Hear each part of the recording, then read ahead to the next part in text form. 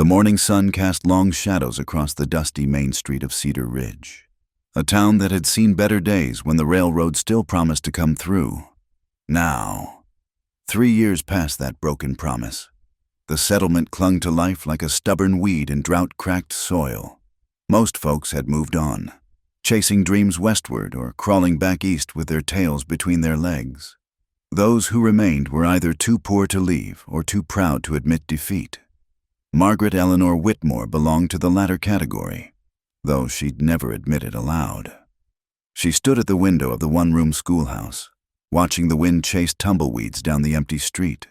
The building had been her domain for nearly 2 years now, ever since the town council decided they could spare the $12 a month for a teacher. It wasn't much, but it was honest work, and Margaret had learned to make do with very little. Her reflection in the glass showed a woman of 28, still handsome despite the harsh lines that desert living had etched around her green eyes.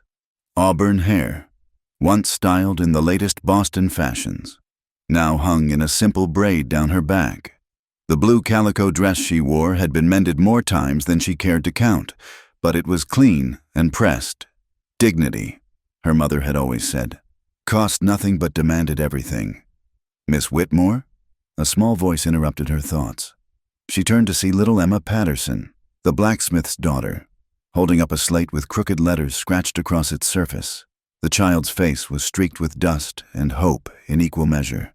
"That's beautiful writing, Emma," Margaret said, forcing warmth into her voice. "Your letters are getting much straighter." The girl beamed, gap-toothed and radiant. There were only 7 children left in Cedar Ridge now, down from 15 when Margaret first arrived. Each family that departed took with it another piece of her world, another dollar from her meager salary. As the afternoon wore on and the children recited their lessons, Margaret's mind wandered to the letter tucked in her desk drawer. The bank notice had arrived 3 days ago, written in the cold, precise language of men who dealt in facts rather than dreams. The schoolhouse property, it seemed, was 3 months behind on taxes. The town council, facing their own financial struggles, had quietly decided they could no longer afford a teacher's salary. She had until the end of the month. Margaret had spent those 3 days composing letters to her sister Catherine in Philadelphia, but each attempt ended crumpled in the wastebasket. How could she explain that the woman who once hosted dinner parties for Boston's most prominent families now struggled to afford lamp oil? That the daughter of Judge Henry Whitmore had been reduced to darning stockings by candlelight? The accident had changed everything. One moment, her father had been the most respected judge in Massachusetts.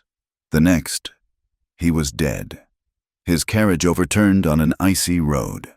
The scandal that followed, whispered allegations about compromised verdicts and missing funds, had stripped away everything. The house, the social standing, the comfortable future Margaret had always assumed would be hers. She'd fled west, not seeking adventure, but escaping the pointing fingers and pitying stares of people who had once called her friend. "Miss Whitmore, is school finished?" young Timothy asked, his stomach clearly winning the battle against his desire for education. "Yes, children, remember to practice your multiplication tables tonight." As the last child scampered out into the fading daylight, Margaret sank into her chair and pulled out the bank notice. She'd read it so many times the creases were beginning to tear. Even if she could find another teaching position, and there were precious few in towns that could barely keep their general stores open, she'd never earn enough to pay what was owed. The alternative was the Pattersons' offer. Bill Patterson had mentioned, with the awkward kindness of a man uncomfortable discussing a lady's troubles, that his brother in Colorado could use help with his mercantile. The work would be honest, he'd assured her, though they both knew what kind of help most frontier merchants sought from unmarried women of limited options. A knock at the door interrupted her brooding. Through the glass, she could see the silhouette of a man, tall and broad-shouldered, unfamiliar against the twilight. "Yes?" she called, not moving to open the door. A woman alone learned to be cautious. "Begging your pardon, ma'am. Name's Samuel Reed. Wondered if I might have a word." The voice was deep, cultured despite the frontier drawl, not the rough tones of a drifter or the wheedling pitch of a man looking to take advantage. Still, Margaret kept the door between them. "School's closed for the day. Mr. Reed, if you're inquiring about enrollment—" "No, ma'am. It's not about schooling. It's about your situation with the bank." Margaret's blood chilled. How could a stranger know about her private affairs? "I'm afraid I don't know what you mean." "Ma'am, I mean no disrespect, but in a town this size, financial troubles have a way of becoming common knowledge. Might I come in? What I have to say isn't fit for public discussion." Every instinct screamed against opening that door. Yet something in his tone, respectful but serious, made her reconsider. She cracked the door open, keeping the chain latch engaged. The man who stood on her threshold was perhaps 35, with dark hair and striking blue eyes that seemed to take in everything at once. His clothes were well made but not flashy. A black wool coat over a white shirt, dark trousers tucked into polished boots. He removed his hat as soon as she appeared, revealing a face that was handsome in a sharp, weathered way. "Thank you, ma'am. I know this is unusual. What do you want, Mr. Reed?" He gestured toward the interior of the schoolhouse. "Might we sit? What I have to propose requires some explanation." Against her better judgment, Margaret unlatched the chain and stepped back. He entered slowly, his movements deliberate and non-threatening. As he settled into one of the larger desks, she noticed the careful way he arranged himself, like a man accustomed to being watched, judged. "You said you know about my situation," Margaret began, remaining standing near the door. "How?" "I make it my business to know things. Miss Whitmore, particularly when those things concern property I'm interested in acquiring." "The schoolhouse isn't for sale." "No, ma'am, but the land it sits on will be. Once the tax sale goes through, along with that nice little water right that comes with it." Margaret's heart sank. She'd known about the taxes but hadn't considered the water rights. In this dry country, access to the creek that ran behind the schoolhouse was worth more than the building itself. "I see you understand the situation," Reed continued. "Come next month. This property goes to whoever can pay the back taxes plus penalties. I've done my research. Miss Whitmore, you don't have that kind of money, and you do." "I do." He leaned back slightly, his blue eyes never leaving her face. "But I'm not here to gloat or make you an offer to purchase. I'm here with a different kind of proposition entirely." The way he said it made Margaret's skin prickle with unease. "What kind of proposition?" "The marrying kind." The words hung in the air like gun smoke after a shooting. Margaret stared at him, certain she'd misheard. "I beg your pardon?" "You heard me correctly. Ma'am, I'm proposing marriage. Not courtship, not some gradual acquaintance. Marriage, as soon as it can be legally arranged." "Are you insane?" The words escaped before Margaret could stop them. "You don't even know me." "I know enough. I know you're an educated woman of good character who's found herself in an impossible situation through no fault of her own. I know you're too proud to accept charity and too principled to compromise your virtue for security. I also know that pride and principles don't pay debts." Margaret moved behind her desk, kneading the barrier between them. "And what exactly do you know about me that makes you think I'd consider such an outrageous proposal?" "I know that your father was Judge Henry Whitmore of Boston, and that his death left you with nothing but scandal for an inheritance. I know you came west to escape that scandal and have been trying to build a respectable life ever since. I know you've been nothing but honorable in your dealings with this community, and that you're about to lose everything you've worked for because decent work doesn't pay enough to survive on." Each word hit like a physical blow. The careful research, the intimate knowledge of her shame. It was violation of the worst kind. "What I don't understand," Margaret said carefully, "is why a man who clearly has money and resources would need to marry a woman he's never met to get a piece of property. Surely you could simply wait for the tax sale." Something flickered across Reed's face, pain, perhaps, or anger quickly suppressed.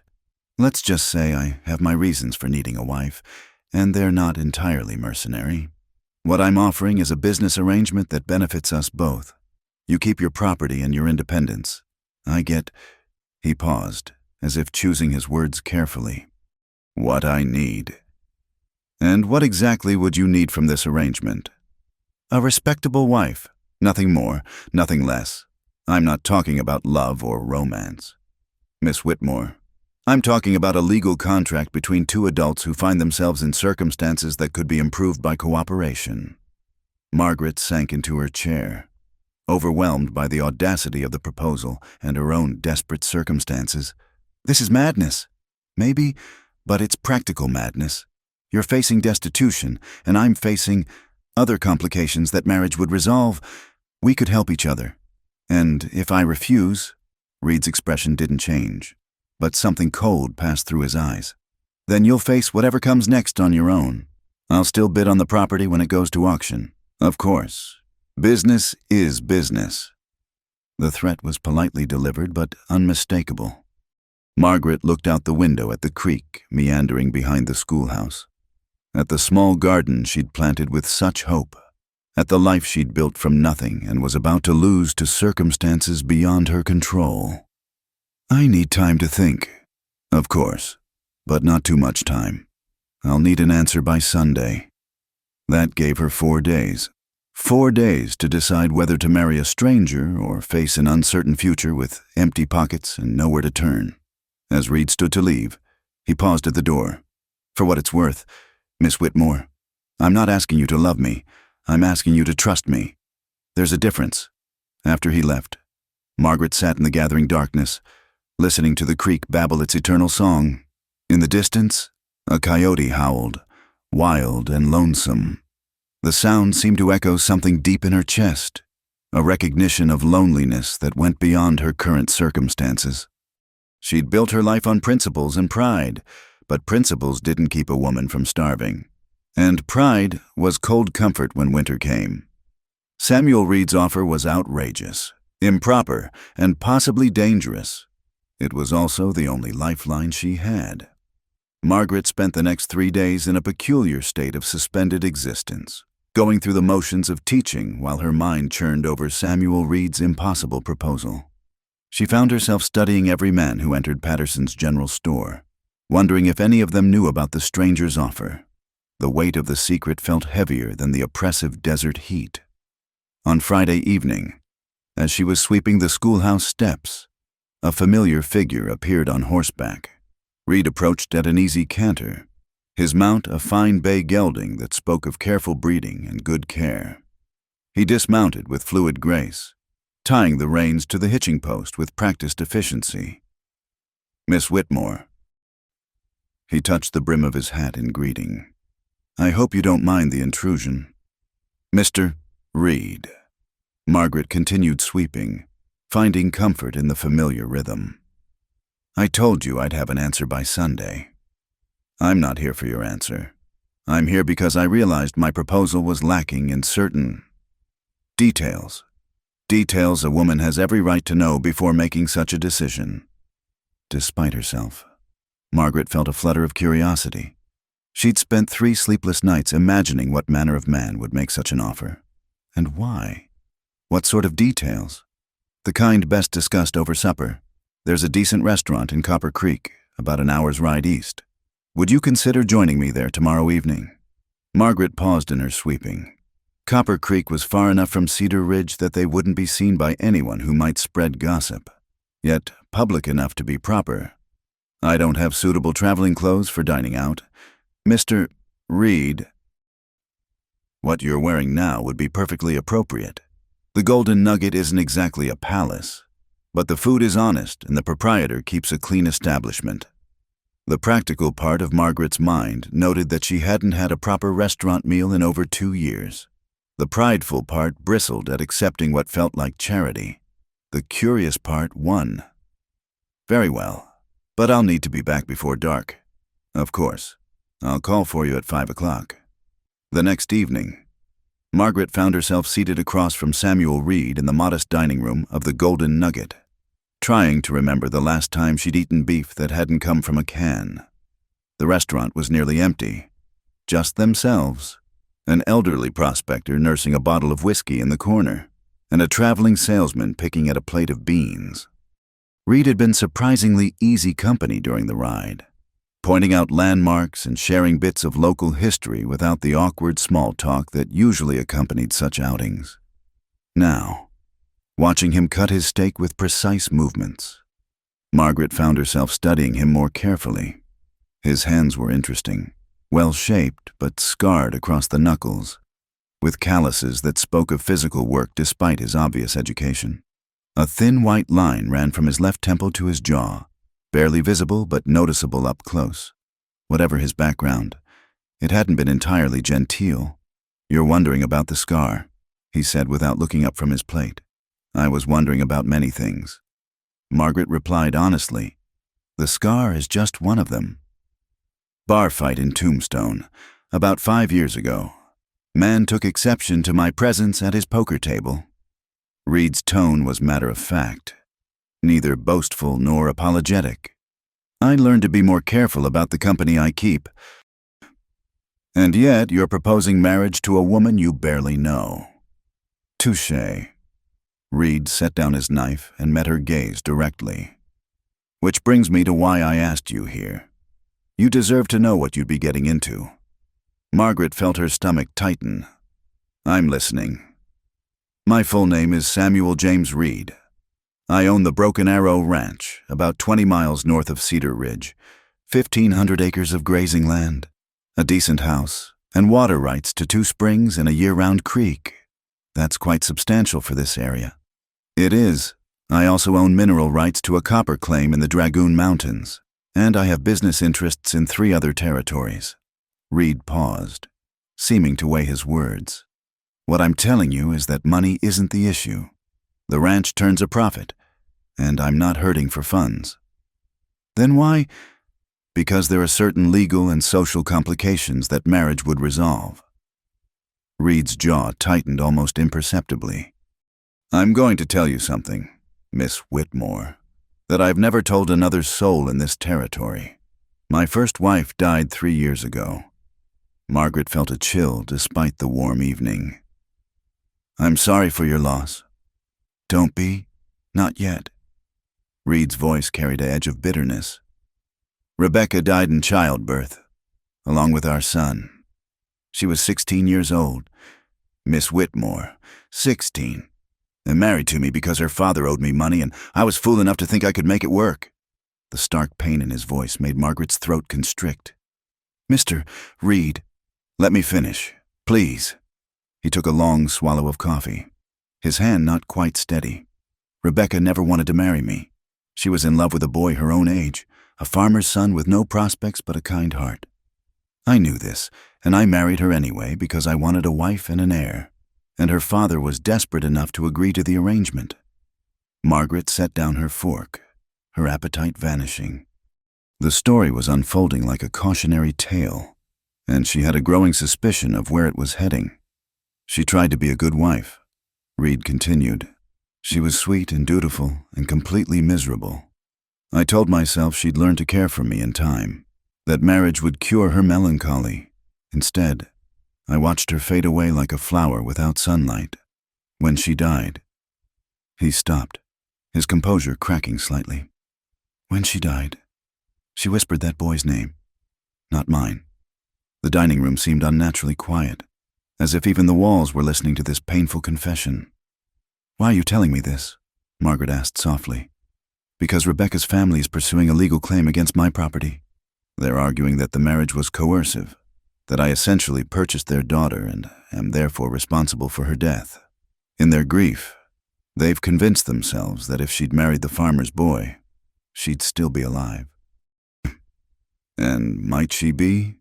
Reed's smile was sharp and self-deprecating. "Probably. The farmer's boy would have waited until she was older before getting her with child. He would have loved her the way she deserved to be loved, instead of treating her like a beautiful prize to be won." Margaret felt a deep unease settling in her chest. "What does this have to do with your proposal to me?" "The family's lawyer believes he can prove the marriage was invalid due to coercion, which would void my claim to certain properties that came with Rebecca's dowry, including water rights that are crucial to my ranch." Reed leaned forward slightly. However, if I remarry, particularly to a woman of unquestionable character who clearly enters the union of her own free will, it demonstrates that my first marriage wasn't part of some pattern of predatory behavior. The pieces clicked into place with sickening clarity. You need a respectable wife to legitimize your reputation. In part, yes. But it's more complicated than that. Reed's expression intensified. There's also the matter of the Whitman Syndicate. Margaret had never heard the name, but something in Reed's tone made her lean back instinctively. The Syndicate is a group of investors back east who've been buying up land and water rights throughout the territory. They've made offers on my property 3 times in the past year, each one more generous than the last. When I refused to sell, they started looking for other ways to acquire what they want. What kind of ways? They've been funding Rebecca's family's legal challenge. They've also been spreading stories about my character, suggesting I'm unstable, violent, unfit to hold such valuable land. Reed's voice hardened. What they really want is the water. Control the water in this territory. And you control everything else. Margaret felt as if she were sinking into quicksand. And you think marrying me will somehow stop them? I think marrying a woman of obvious intelligence and education, someone with no connection to the local gossip mill, someone who clearly isn't being coerced. Reed shrugged. It would be harder for them to paint me as a dangerous predator if a respected schoolteacher chose to become my wife. Chose, Margaret repeated flatly. Is that what you call it when a woman facing destitution is offered marriage as her only alternative to ruin? Something flickered across Reed's face.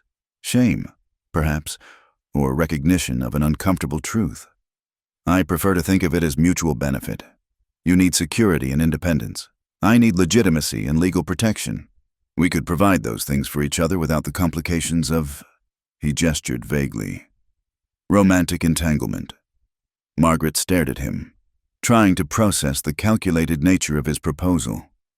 What exactly would this marriage entail? You mentioned it would be a business arrangement. Separate bedrooms, shared public appearances when necessary. You'd have complete autonomy over the household and any children from my first marriage, should you choose to take on that responsibility. Reed paused. There are no children. By the way, Rebecca and the baby died with her. And if I wanted to continue teaching? The ranch has several families living on the property. Their children need education.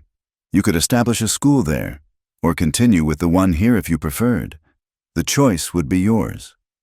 It all sounded so reasonable, so carefully planned. Yet Margaret couldn't shake the feeling that she was being maneuvered into something far more complex than a simple business arrangement. What about the syndicate?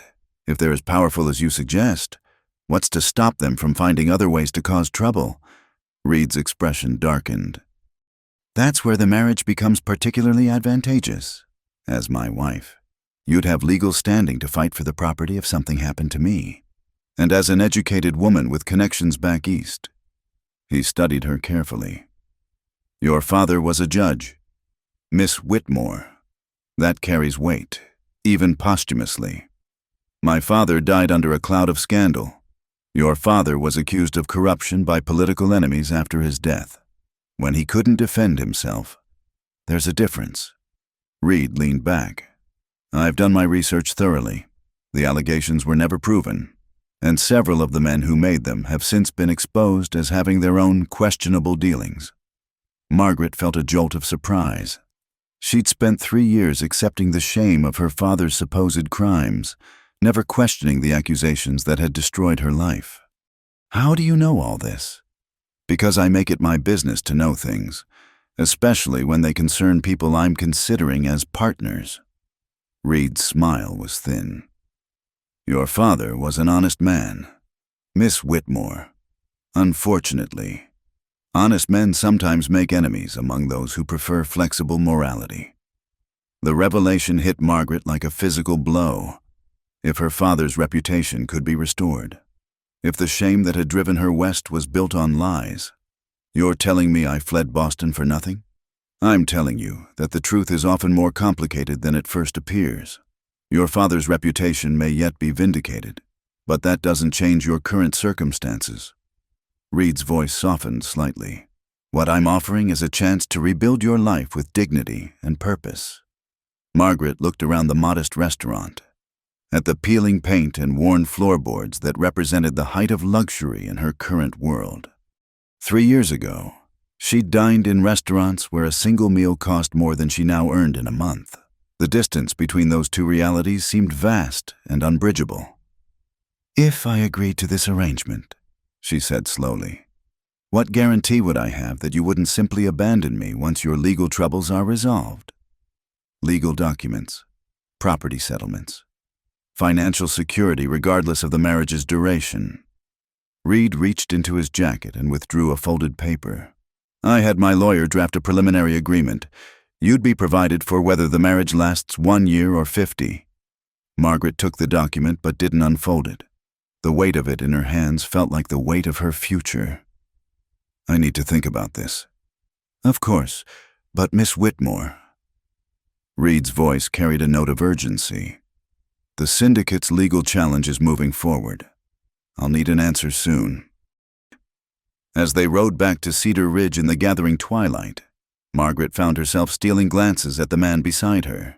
Samuel Reed was clearly intelligent, calculating, and probably dangerous in ways she couldn't yet fathom. He was also offering her something she'd thought lost forever, the chance to matter again, to be more than a barely tolerated charity case in a dying town. The question was whether she was brave enough to trust a man whose motivations were as complex as his proposal was shocking. The answer, she suspected, would determine not just her future, but her very survival in a territory where water was power and power was everything. Sunday morning arrived with an unseasonable chill that made Margaret pull her shawl tighter as she walked to church. The small congregation of Cedar Ridge had dwindled to barely 24 souls, most of them women and children whose menfolk were either working claims in distant mountains or had simply given up and moved on. Reverend Foster, a thin man with kind eyes and a persistent cough, conducted services in the cramped back room of what had once been the town's only hotel. Margaret took her usual seat in the 3rd row, trying to ignore the curious glances from her neighbors. She'd always been a subject of mild speculation, the educated Eastern lady who'd fallen on hard times. But today the scrutiny felt more intense. Perhaps word had somehow gotten out about Samuel Reed's visits. She'd spent the sleepless hours before dawn reading through the legal document Reed had given her. The contract was surprisingly detailed and, she had to admit, fair. It outlined financial provisions that would leave her far more secure than she'd ever dared hope, specified her rights and responsibilities as Lady of the Broken Arrow Ranch, and included clauses that protected her interests should the marriage dissolve. Most importantly, it contained a section that made her independent ownership of the schoolhouse property legally binding, removing it from any claims against Reed's estate. It was, in every way, a better offer than anything she could have imagined. The question that tormented her wasn't whether the arrangement was advantageous. It clearly was. The question was whether she could live with the knowledge that she'd married not for love, not even for friendship, but out of sheer necessity. As Reverend Foster began his sermon on the virtue of faith in times of trial, Margaret found herself studying the faces around her. Mrs. Patterson sat with her 3 daughters, the worry lines around her eyes speaking of sleepless nights calculating how to stretch another month's provisions. Old Mr. Henderson dozed fitfully in the front row, his arthritic hands folded over the walking stick that was all that kept him upright. Even the children seemed subdued, their usual fidgeting replaced by an unnatural stillness. These were her people now, had been for 3 years. They'd accepted her despite her mysterious past, trusted her with their children's education, included her in their community despite her obvious differences. The thought of leaving them felt like another kind of betrayal. After the service, as the congregation filed out into the bright morning sunlight, Mrs. Patterson approached with careful steps. "Miss Whitmore, might I have a word?" They walked together toward the defunct hotel's front porch, away from the cluster of families making their Sunday social calls. Mrs. Patterson was a woman of perhaps 40, prematurely aged by frontier life, but still possessed of a quiet dignity that Margaret admired. "Bill told me about his brother's offer in Colorado," she said without preamble. "About the work in the mercantile." Margaret nodded, unsure where the conversation was heading. "I also know that man who's been asking questions about you around town, the one with the fine horse and expensive boots. Mrs. Patterson's voice carried the particular tone women used when discussing matters that concerned them deeply. "Bill says he's been inquiring about your character, your circumstances. Mr. Reed has made me a proposal," Margaret said carefully. "A business proposition." "I see." Mrs. Patterson was quiet for a moment, watching her youngest daughter chase a butterfly between the scattered headstones of the tiny cemetery. "My grandmother used to say that sometimes the Lord provides help in forms we don't expect.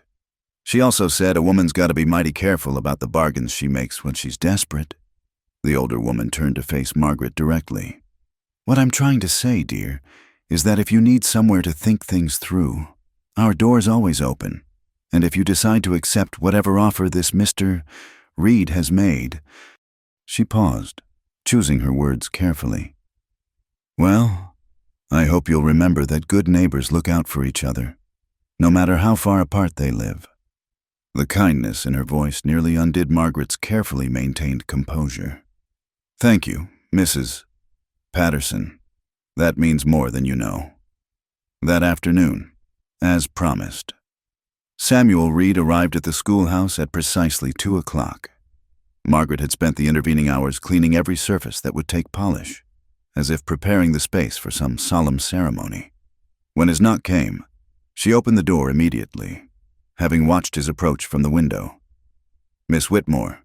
He removed his hat, his expression unreadable. "I hope you've had time to consider my proposal." "I have." Margaret stepped back to allow him entry, then moved to stand behind her desk.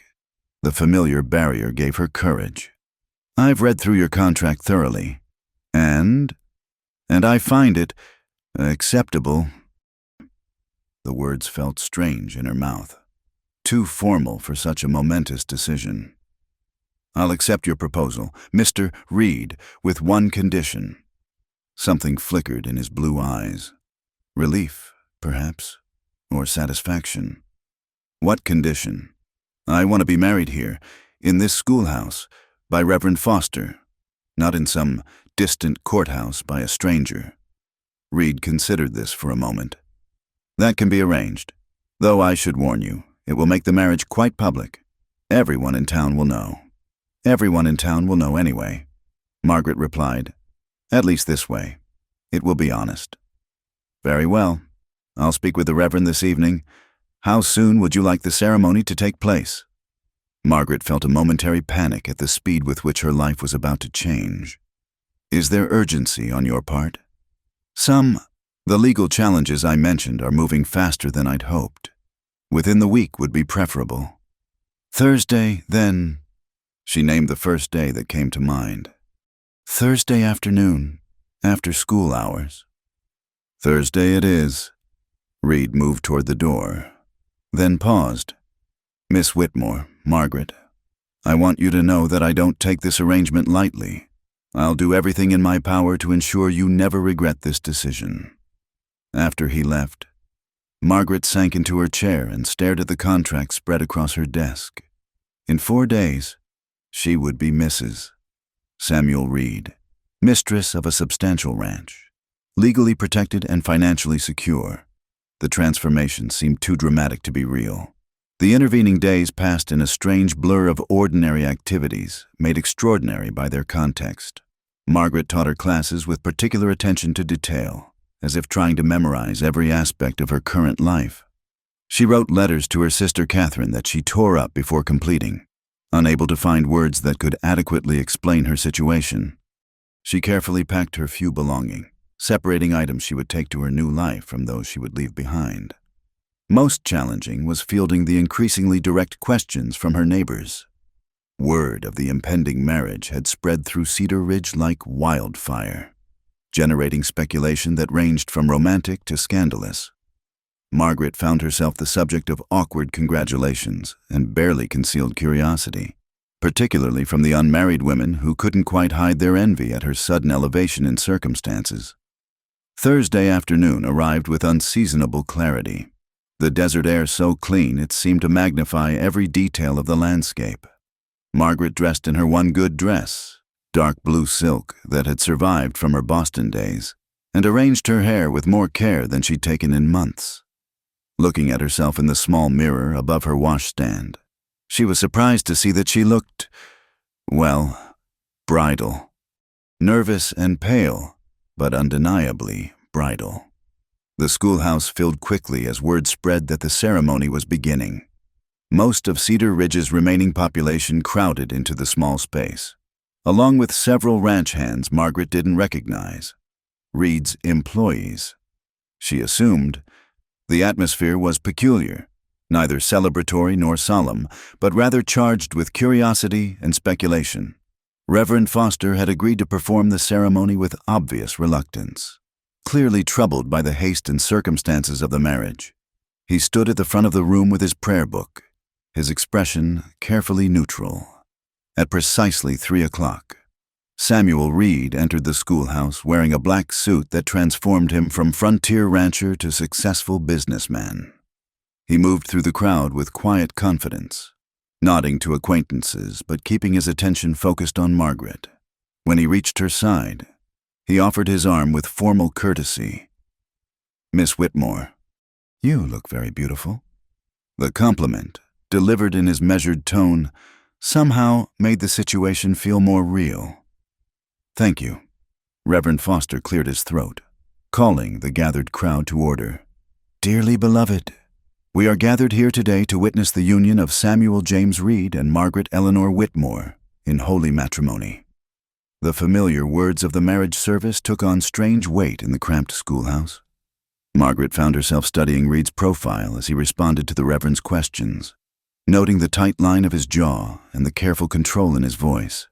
This was not a man overwhelmed by romantic feeling, but rather someone fulfilling a necessary obligation. When the time came for vows, Reed turned to face her fully. His blue eyes were serious, almost grave.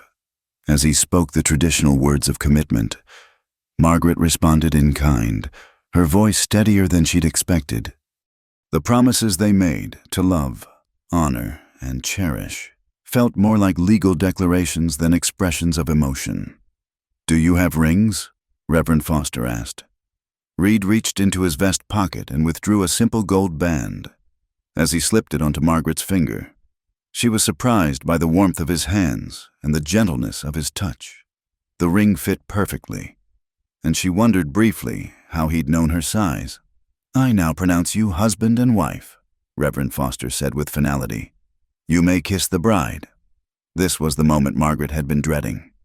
Reed stepped closer, his eyes searching her face for a moment before he leaned down and pressed a brief, chaste kiss to her lips. It was over so quickly she barely had time to register the sensation, but it sealed the transformation. She was no longer Miss Margaret Whitmore, spinster schoolteacher. She was Mrs. Samuel Reed, ranch wife. The small congregation erupted in polite applause, and Margaret found herself accepting congratulations from people who'd known her for 3 years, but now looked at her as if she'd become someone entirely different. "Mrs." Patterson embraced her warmly, whispering, "Be happy, dear," in her ear. As the crowd began to disperse, Reed approached with a small group of men Margaret didn't recognize. "Margaret, I'd like you to meet my foreman, Daniel Hartwell, and his wife, Sarah. They manage the day-to-day operations of the ranch."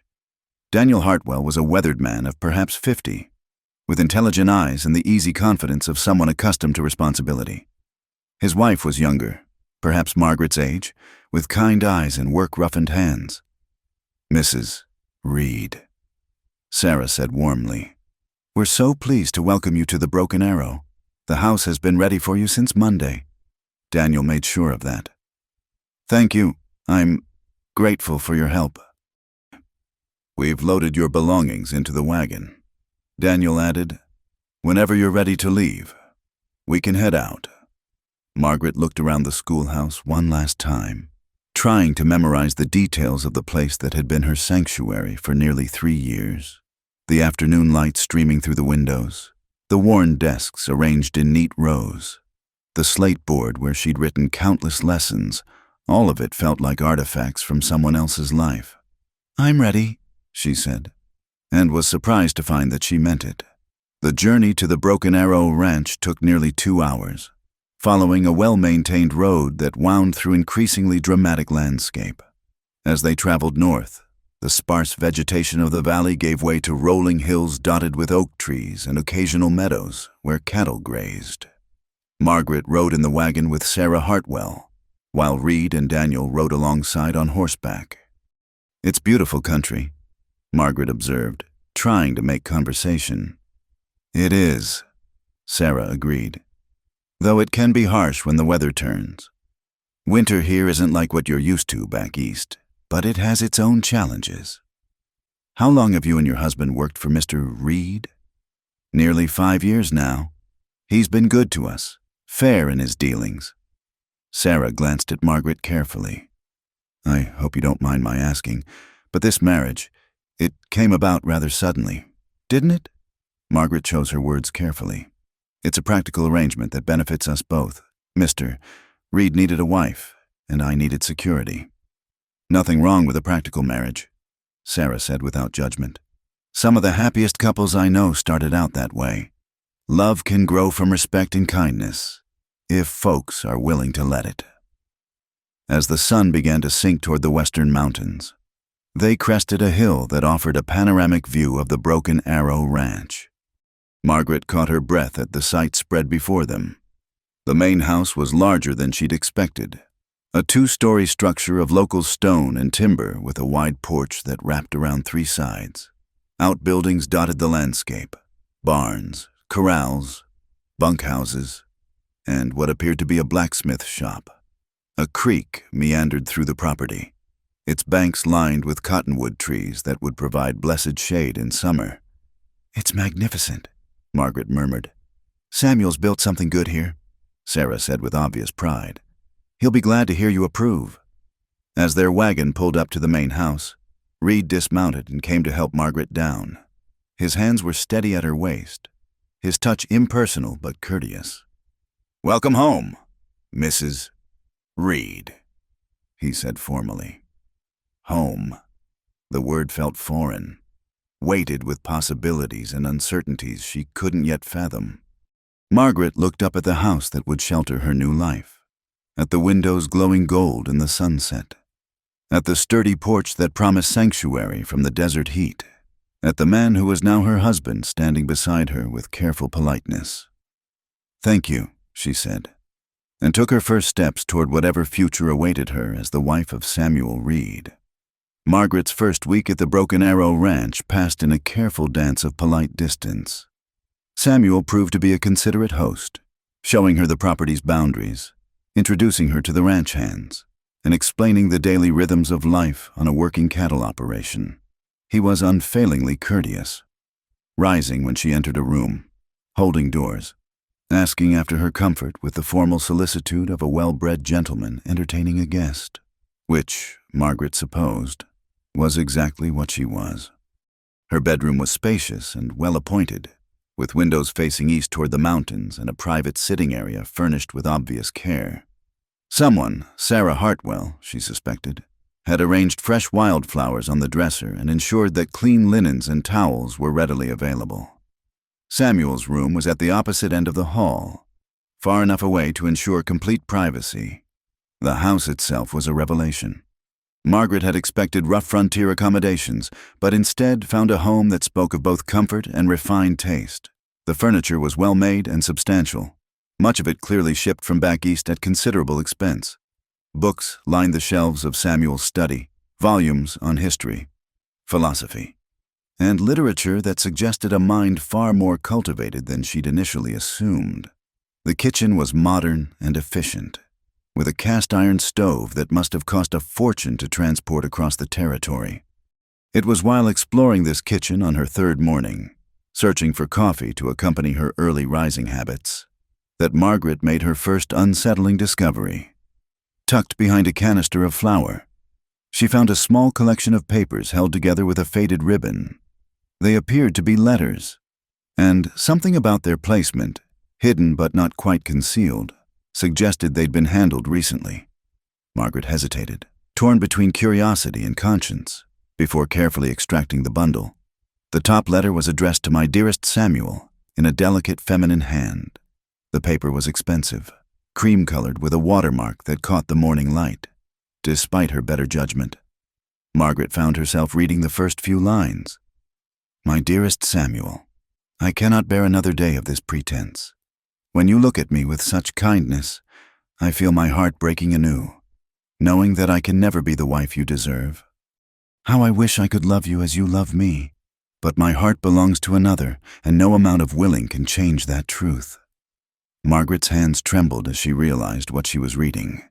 This was a letter from Rebecca, Samuel's first wife, and the pain contained in those carefully formed words was almost unbearable. She quickly rewrapped the bundle and replaced it behind the flour canister. But the damage was done. The letter's contents haunted her throughout the day. That evening, as she and Samuel shared their customary quiet dinner, Margaret found herself studying his face more intently than usual. Did he know about the letters? Had he kept them as mementos of his lost love, or as reminders of his failure to win her affection? "You seem preoccupied tonight," Samuel observed, setting down his fork. "Is everything satisfactory?" "Yes, of course." Margaret forced a smile.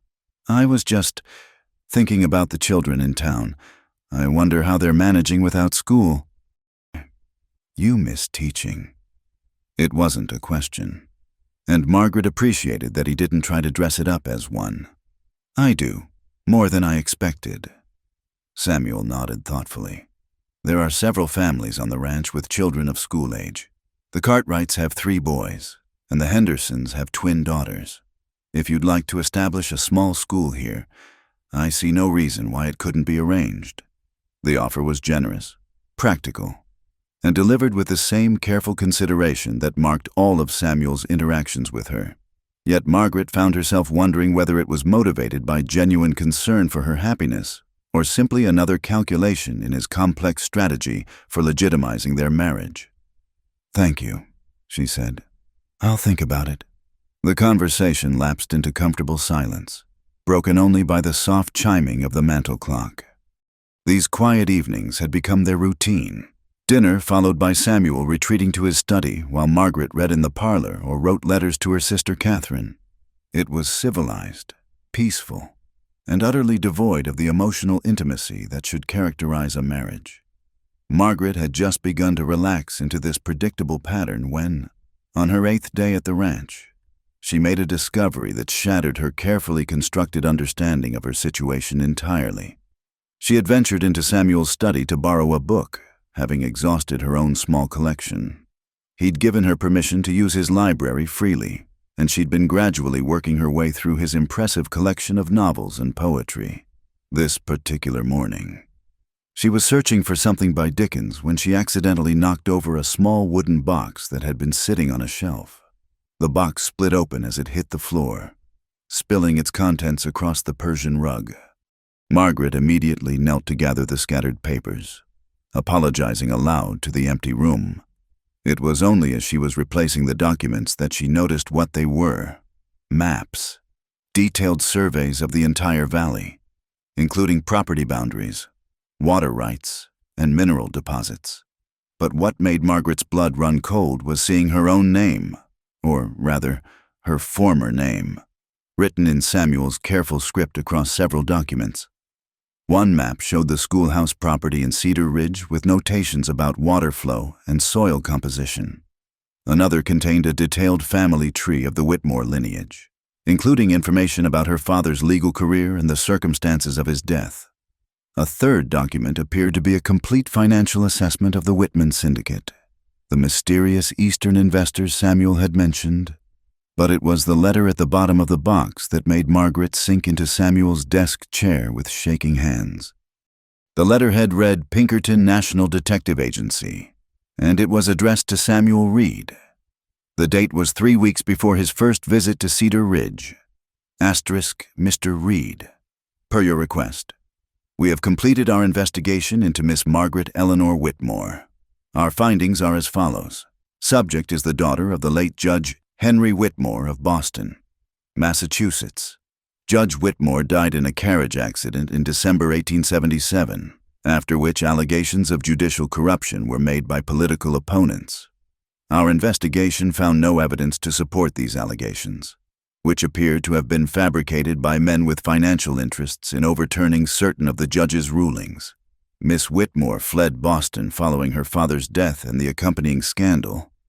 She has been employed as a schoolteacher in Cedar Ridge, Arizona Territory, for the past 3 years. Local assessment confirms she is regarded as a woman of unimpeachable character, though her financial situation is precarious. Of particular relevance to your interests, Miss Whitmore's property includes water rights to Willow Creek, which flows directly through your ranch lands. Control of this water source would effectively neutralize the Whitman Syndicate's ability to pressure your operation by controlling upstream access. We recommend proceeding with your proposed plan, as Miss Whitmore appears to be both desperate enough to accept an advantageous marriage proposal and respectable enough to serve your legal purposes. Margaret stared at the letter until the words blurred together. Every detail of their courtship, every moment of what she'd taken for growing respect and potential friendship, had been nothing more than an elaborate manipulation. Samuel hadn't chosen her despite her circumstances. He'd chosen her because of them. She was still sitting in stunned silence when she heard boots on the front porch. Samuel's voice carried through the house as he spoke with Daniel Hartwell about the day's work. In moments, he would come to his study for his morning review of accounts, and he would find her surrounded by the evidence of his deception. Margaret quickly gathered the scattered papers, her hands shaking as she tried to return them to the wooden box in some semblance of order. She managed to restore most of the contents and place the box back on its shelf just as Samuel's footsteps approached the study door. "Margaret?" His voice carried a note of surprise. "I thought you were in the kitchen with Sarah." She turned to face him, fighting to keep her expression neutral. "I came to borrow a book. I hope you don't mind." "Of course not." He moved to his desk, settling into his chair with the easy confidence of a man in his own domain. "Find anything interesting?" The casual question struck Margaret like a physical blow. Did he know what she'd discovered? Was this some kind of test? "Actually, yes." She managed to keep her voice steady. "I was hoping to borrow your copy of Great Expectations. I've been wanting to reread it." Samuel glanced at his bookshelf, then back at her. "It's on the second shelf, fourth from the left, though I'm surprised you remember it being there." "I have a good memory for book collections," Margaret said, retrieving the novel with hands that barely trembled. "It comes from years of managing school libraries." "Of course." Samuel's blue eyes studied her face with an intensity that made her wonder, again, how much he knew about her discovery. "Margaret, I hope you know that if you have any questions about the ranch, about our arrangement, about anything at all, you can always speak with me directly." The offer of honesty from a man who had orchestrated their entire relationship through deception struck Margaret as almost laughably ironic. "Thank you. I'll remember that." She made her escape from the study with as much dignity as she could muster, but once safely in her bedroom, she sank onto the window seat and tried to process what she'd learned. The Pinkerton report had laid bare the calculated nature of Samuel's proposal with devastating clarity. He hadn't been moved by her plight or attracted by her character. She was simply a convenient solution to multiple problems, a respectable wife to legitimize his reputation, a woman desperate enough to accept his terms, and the owner of crucial water rights that would strengthen his position against the syndicate. Even more disturbing was the realization that Samuel had been investigating her for weeks before their first meeting. Every detail of their conversations, every carefully chosen revelation about his circumstances, had been planned in advance. He'd known exactly what to offer and how to present it to secure her agreement. Margaret found herself remembering Rebecca's letter, hidden behind the flour canister. Had Samuel's first wife also been chosen for strategic reasons? Had she, too, discovered the calculating nature of the man she'd married? A soft knock at her bedroom door interrupted her churning thoughts. "Mrs. Reed." Sarah Hartwell's voice was gentle but concerned. "Are you feeling all right? You missed lunch, and it's nearly 3 o'clock. Margaret rose and opened the door, grateful for the older woman's kindness. "I'm fine, Sarah, just a bit of a headache."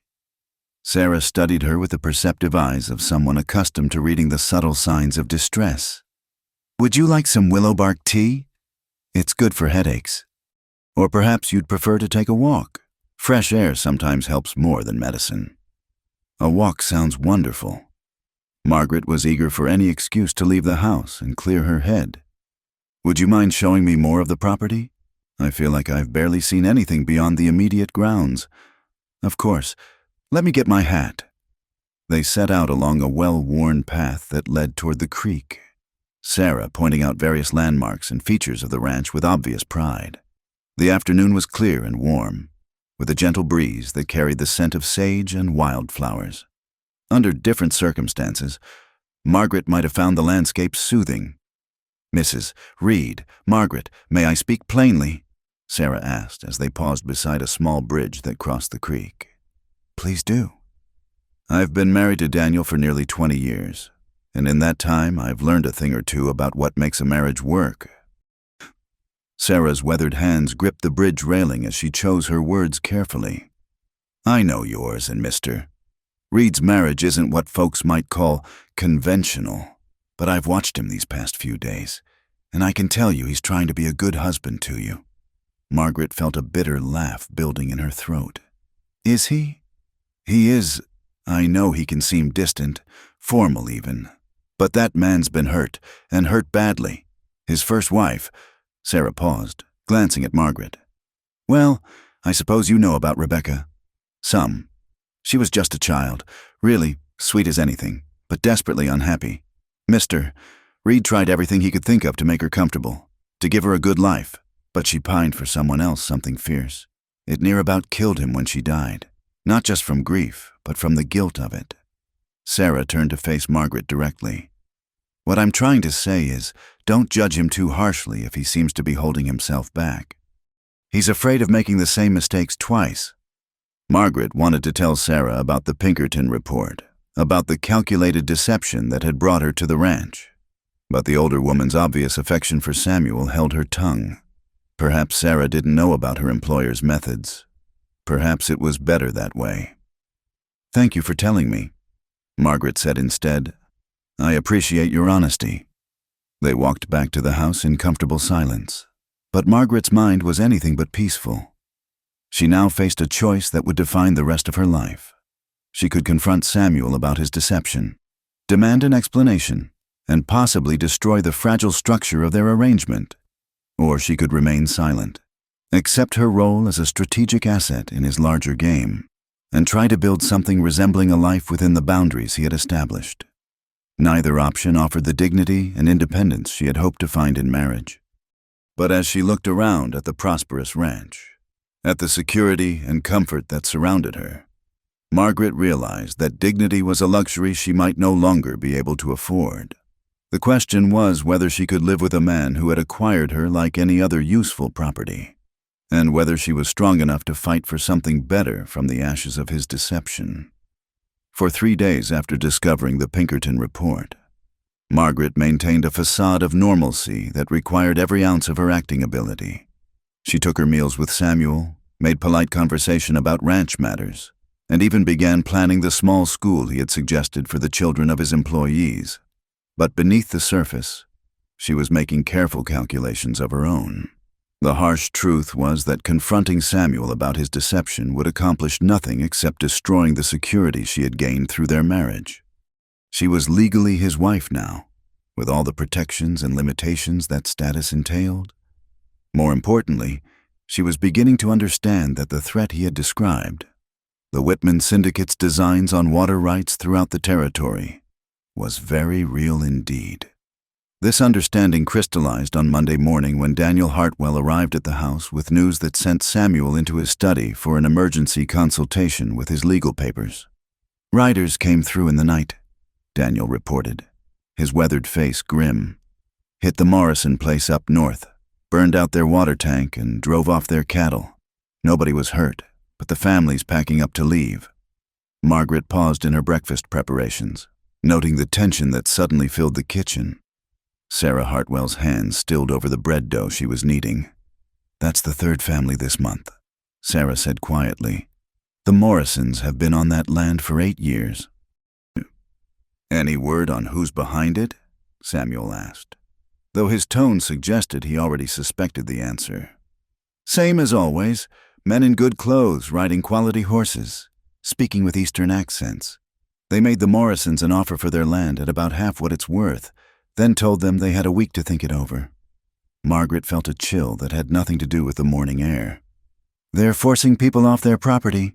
They're creating circumstances that make it very difficult for small ranchers to stay," Samuel said carefully. "Accidents happen to water sources. Cattle mysteriously sicken or disappear. Supply deliveries get delayed or lost entirely.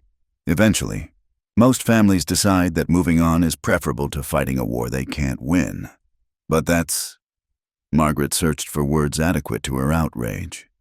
"That's completely lawless. Where are the territorial authorities?" Daniel and Samuel exchanged a look that spoke volumes about the limitations of law enforcement in Arizona territory. "The sheriff's a good man, but he's got more territory to cover than any 10 men could handle," Daniel explained. "And these folks are careful never to do anything that can be directly traced back to them. The families that get pressured usually can't prove who's behind their troubles. Besides," Samuel added with bitter pragmatism, "the syndicate has lawyers and political connections that reach all the way to Washington.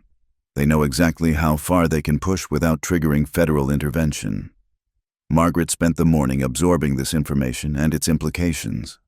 If the syndicate was systematically driving small ranchers off their land, then Samuel's defensive posture made considerably more sense. Whatever his motives for marrying her, he was genuinely fighting to protect something valuable from men who had no scruples about destroying livelihoods to achieve their goals. That afternoon, as she was tending the small garden Sarah had helped her establish behind the kitchen, Margaret noticed a dust cloud on the southern horizon. It took nearly an hour for the source to become visible. A small party of riders approaching at a measured pace that suggested business rather than haste.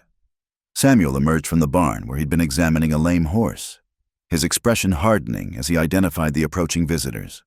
"Margaret," he called, "please go inside." "Why? Who are they?"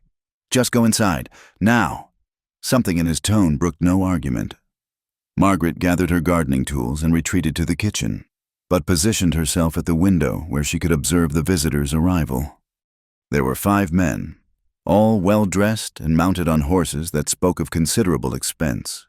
Their leader was a portly gentleman of perhaps 50, wearing a fine wool suit that must have been sweltering in the desert heat. Behind him rode 4 younger men whose bearing suggested they were more than mere assistants. Samuel met them halfway between the house and barn, Daniel Hartwell materializing at his side with the silent efficiency of long practice. The conversation that followed was too distant for Margaret to hear clearly, but she could read the tension in every line of Samuel's posture.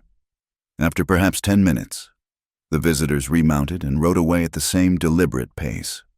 Samuel stood watching until they disappeared over a rise, then turned toward the house with an expression that made Margaret step back from the window.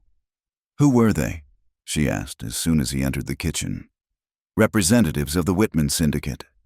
Samuel's voice was carefully controlled, but Margaret could see the anger simmering beneath his calm exterior. "Mr. Cornelius Whitman himself, along with his legal counsel and associates." "What did they want?" Samuel was quiet for a long moment, staring out the window in the direction the riders had taken. "To make me an offer I couldn't refuse." Again. "The same offer as before?" "No. This time they were considerably more generous. They're willing to pay top dollar for the ranch, including a substantial bonus for immediate possession." Samuel turned to face her, his blue eyes dark with frustration. They've also made some observations about the precarious nature of ranch life in such a remote location. Margaret felt her stomach clench. They threatened you? Nothing so crude, Mr. Whitman simply mentioned how unfortunate it would be if accidents befell such a lovely property. How dangerous it could be for a man's family if he were to persist in unreasonable obstinacy. The calculated menace of the threat made Margaret's hands shake with anger. They threatened me as well. Yes. Samuel's voice was flat, deadly. They did. For the first time since discovering the Pinkerton report, Margaret felt a surge of genuine sympathy for her husband. Whatever his methods, whatever deceptions he had employed to secure their marriage, he was genuinely trying to protect what he had built from men who would destroy it without a second thought. What happens now? She asked. Now we find out how serious they are about backing up their threats. Samuel moved to his study, returning with a rifle that he checked with practiced efficiency. Daniel's already sent word to the other ranchers.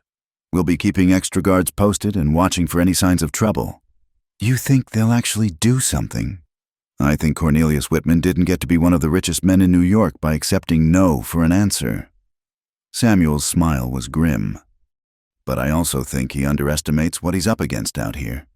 Over the following days, the ranch took on the atmosphere of a military encampment.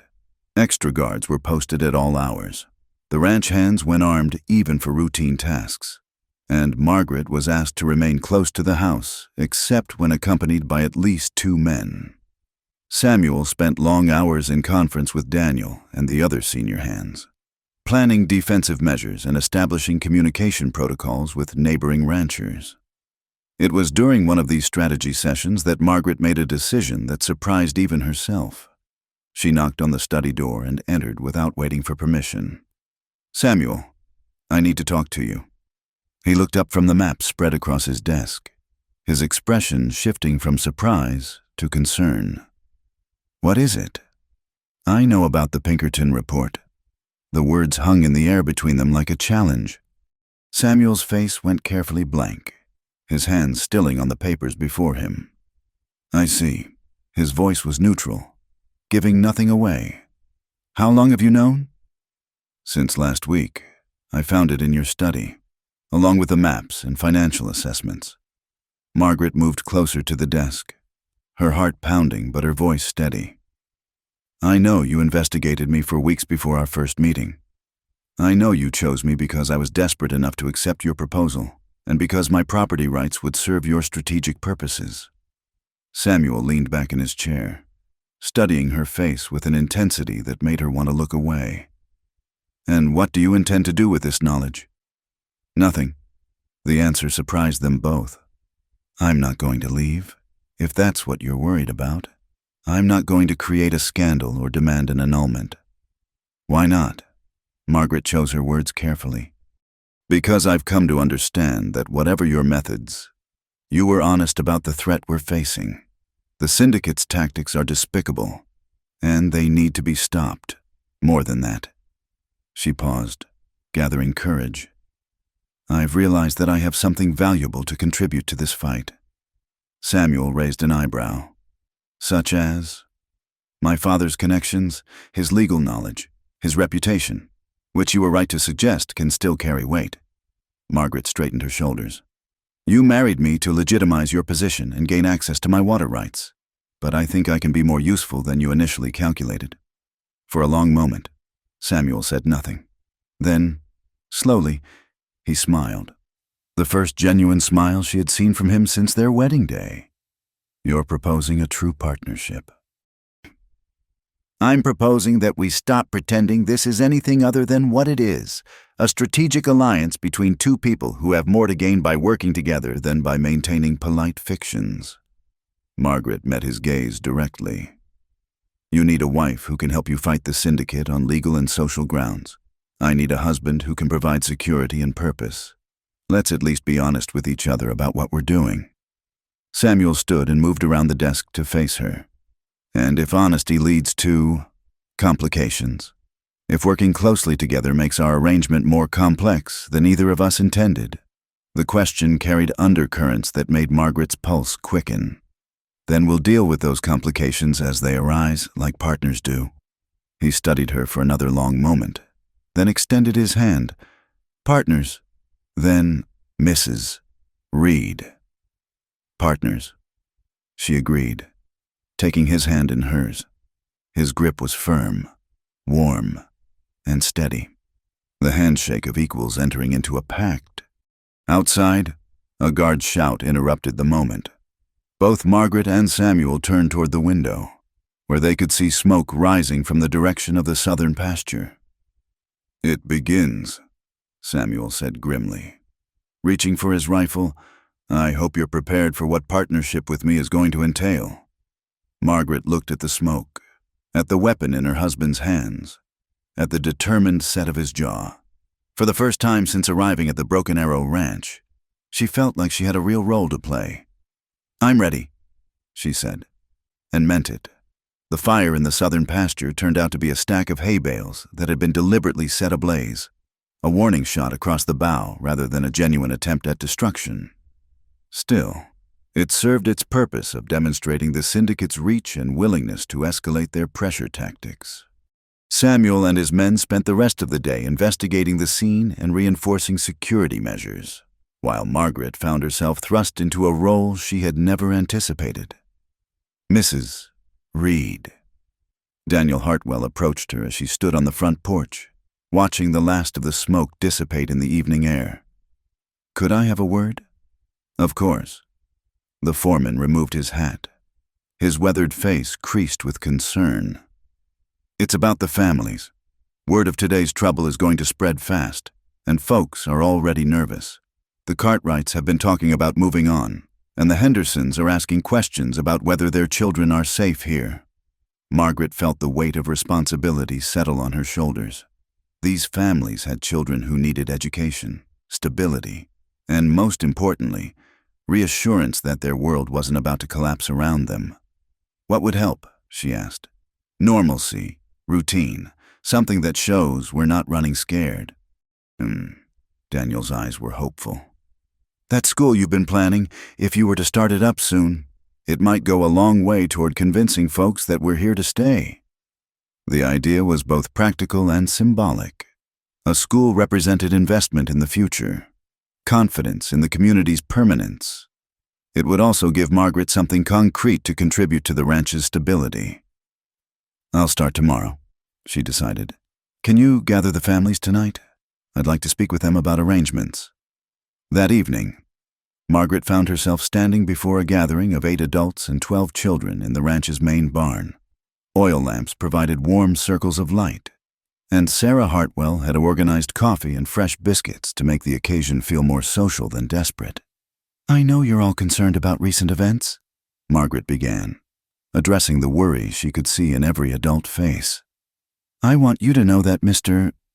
Reed and I are committed to ensuring the safety and prosperity of everyone who calls the Broken Arrow home." She gestured toward a corner of the barn where she'd set up a makeshift classroom earlier in the day. "More than that, we're committed to building something lasting here. That's why I'm establishing a school for your children, starting tomorrow morning. Education is an investment in the future, our future, all of us together." Young Mrs. Cartwright, holding her infant son while her 3 older boys fidgeted nearby, raised a tentative hand. "Mrs. Reed, what if there's more trouble? What if it's not safe for the children to gather in one place?" It was a reasonable concern, and Margaret had anticipated it. "The school will be held in the main house, in the front parlor.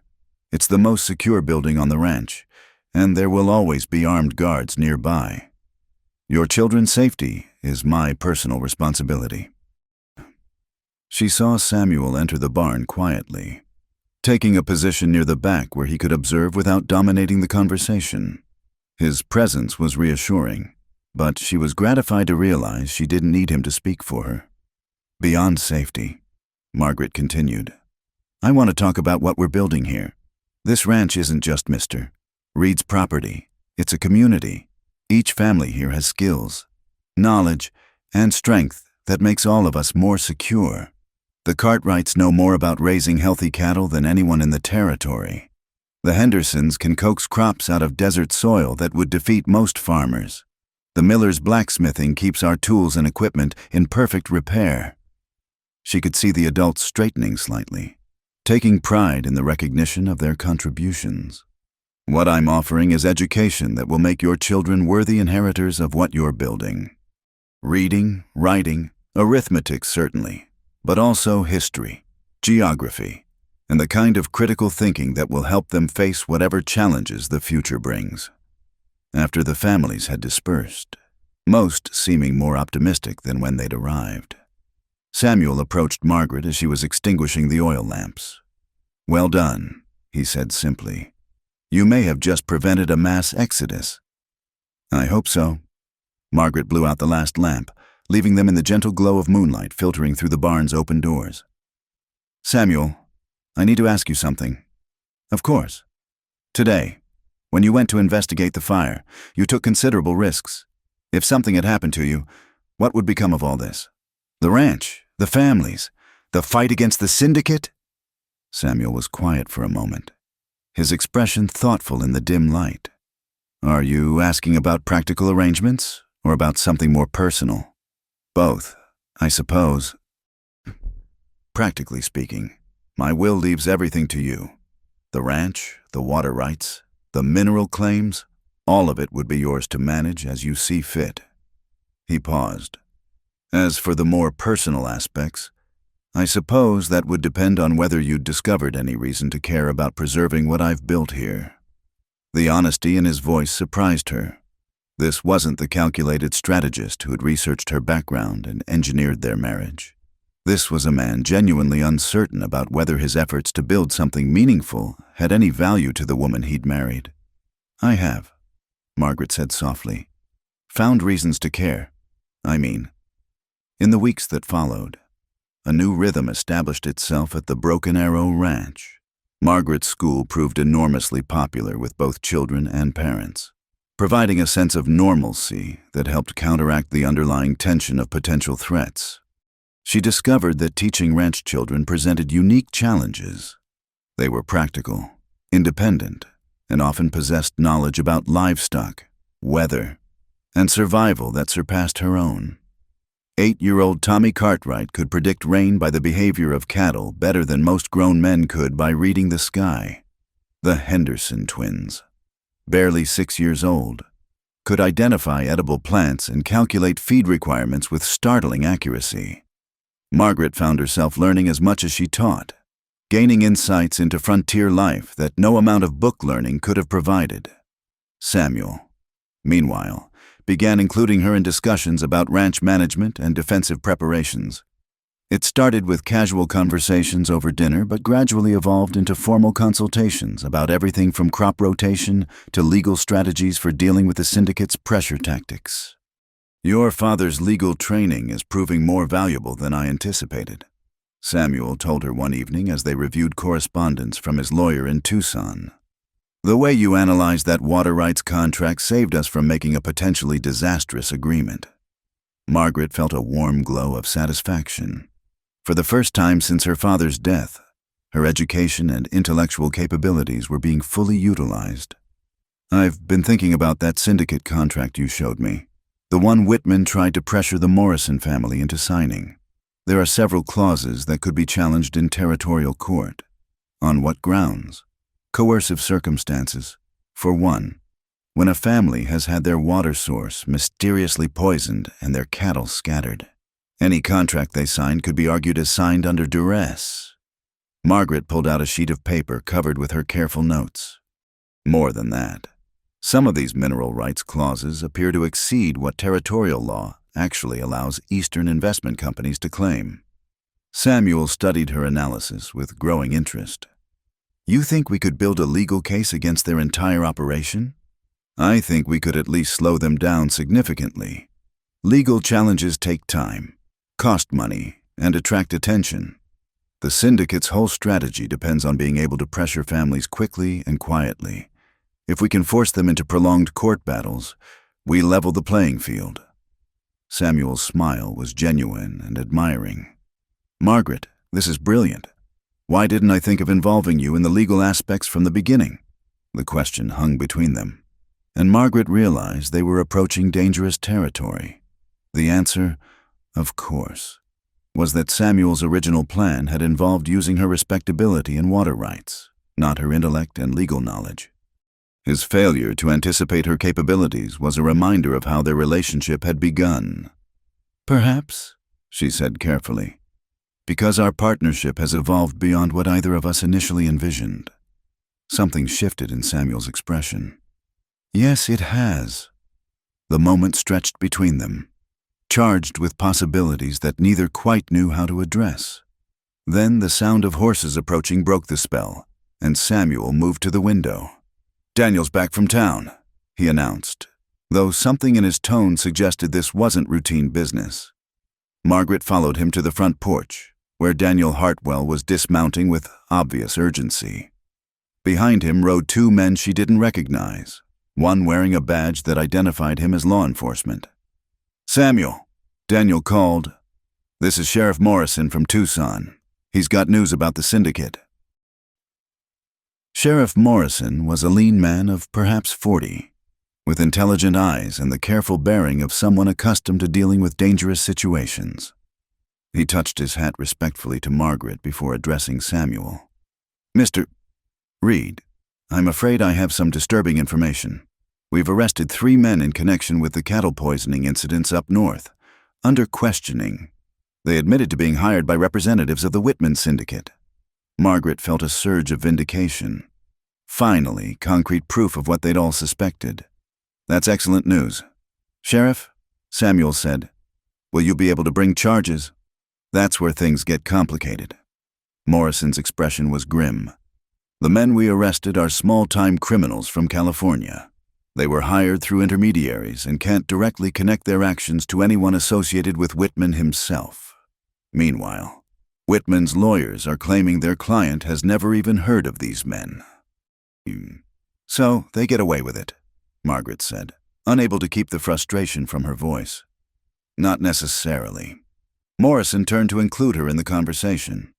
"The territorial governor has taken an interest in this case.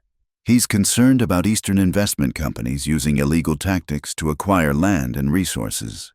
If we can build a strong enough legal case, we could force a federal investigation," Margaret finished, her mind racing. "Which would put the syndicate's entire operation under scrutiny." "Exactly. But we'd need more evidence, more testimony from affected families, and—" Morrison paused, looking between Margaret and Samuel. "We'd need respected local figures willing to take public stands against the syndicate's methods." Margaret looked at Samuel, seeing the same calculation in his eyes that she was making in her own mind. Taking a public stand would make them larger targets, but it would also transform their private battle into something with legal weight and official backing. "What exactly are you asking us to do?" Samuel inquired. "Testify before a territorial board of inquiry. Provide evidence of syndicate pressure tactics. Use your influence to encourage other affected families to come forward." Morrison's tone was steady, but his eyes held the intensity of a man who believed deeply in what he was asking. "Help us build a case that can shut down this operation permanently." Margaret realized that this was the opportunity she had been unconsciously preparing for, a chance to use her father's legal legacy, her education, and her growing understanding of frontier justice to fight for something genuinely important. "We'll do it," she said, speaking before Samuel could respond. Then, catching herself, she looked at her husband. "That is, if you agree." Samuel studied her face for a long moment, and she saw something new in his expression, not just respect or gratitude, but a recognition that she had become a true partner in every sense of the word. "We'll do it," he confirmed. Together, as Sheriff Morrison departed with promises to send more detailed information within the week, Margaret found herself standing beside Samuel on the porch, watching the sun set over land they were both committed to defending. For the first time since their marriage, the distance between them felt bridgeable. They had moved beyond the polite formality of strangers and the calculating partnership of convenience. Whatever happened next, They would face it as allies who had chosen to trust each other with something that mattered. The Territorial Board of Inquiry was scheduled to convene in Tucson on a Wednesday in late October. Margaret and Samuel spent the preceding weeks gathering testimony from affected families, compiling evidence of the syndicate's pressure tactics, and preparing legal arguments that could withstand the scrutiny of territorial judges and federal investigators. It was exhausting, meticulous work that brought them into closer collaboration than either had anticipated. Long evenings were spent in Samuel's study, reviewing documents by lamplight, debating strategy, and crafting testimony that would be both legally sound and emotionally compelling. Margaret discovered that her husband possessed a sharp legal mind that complemented her formal training, while Samuel found himself impressed by her ability to distill complex evidence into clear, persuasive arguments. "You should have been a lawyer," he told her one evening as she finished organizing their case files. "Your father would have been proud of what you've accomplished here." The comment touched something deep in Margaret's chest. For 3 years, she had carried the shame of her father's supposed corruption like a physical weight. Now, using skills he had taught her to fight for justice, she felt a connection to his memory that was cleansing rather than painful. "I hope so," she said softly. "I hope this would make him proud." 3 days before their departure for Tucson, the syndicate made their final, desperate play. Margaret was teaching her morning lessons when young Tommy Cartwright burst into the improvised classroom, his face flushed with excitement and fear. "Mrs. Reed, there's men coming, lots of them, and they don't look friendly." Through the parlor windows, Margaret could see a large group of riders approaching the ranch, at least 20 men, all armed, moving with the purposeful coordination of a military unit. At their head rode Cornelius Whitman himself, his expensive suit incongruous among the rough men surrounding him. "Children, we're going to play a game," Margaret said with forced calm. "I want everyone to go quickly and quietly to the kitchen. Sarah will give you cookies and milk while we have some grown-up visitors."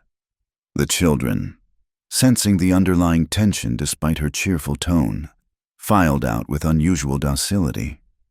Margaret watched them go, then moved to the gun cabinet that Samuel had installed in the parlor when she'd started the school. She withdrew a shotgun, checking to ensure it was loaded as he had taught her.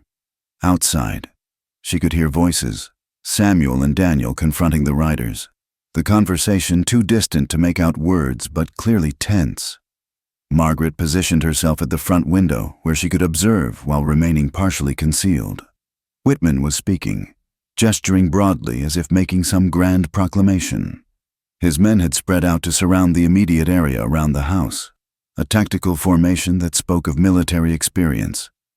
These weren't the small-time criminals the syndicate had employed before. These were professional gunmen. The conversation grew more heated, Samuel's voice rising in clear rejection of whatever Whitman was proposing. Margaret saw Daniel's hand drift toward his sidearm, saw the almost imperceptible shift in posture that preceded violence. Then she saw one of Whitman's men raise his rifle, aiming directly at Samuel. Margaret didn't remember making the decision to act. One moment she was watching through the window. The next, she was standing on the front porch with the shotgun raised to her shoulder. "I wouldn't do that if I were you," she called out, her voice carrying clearly across the yard. The tableau froze.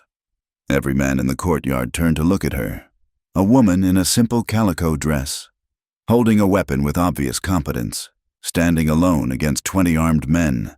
"Mrs. Reed," Whitman called out with false joviality. "How charming to see you again. Perhaps you could convince your husband to be reasonable about our generous offer." "The only thing I'm going to convince him of," Margaret replied, "is that you and your men need to leave our property immediately." Whitman's smile faltered. "I'm afraid that's not going to happen. You see, we've grown quite tired of Mr. Reed's obstinacy. Today, we're going to resolve this matter permanently." "You're going to murder us in broad daylight?" Margaret kept her voice steady, despite the fear coursing through her veins. "With witnesses? With children nearby?" "Accidents happen in frontier country," one of Whitman's men said with ugly satisfaction. Ranch fires, in particular, can be quite tragic. The mention of fire, of deliberate destruction of everything they'd built, triggered something fierce and protective in Margaret's chest. "Over my dead body." "That," Whitman said coldly, "can certainly be arranged." The moment stretched taut as a bowstring. Margaret could see Samuel calculating distances, Daniel and the other ranch hands preparing for a fight they couldn't possibly win.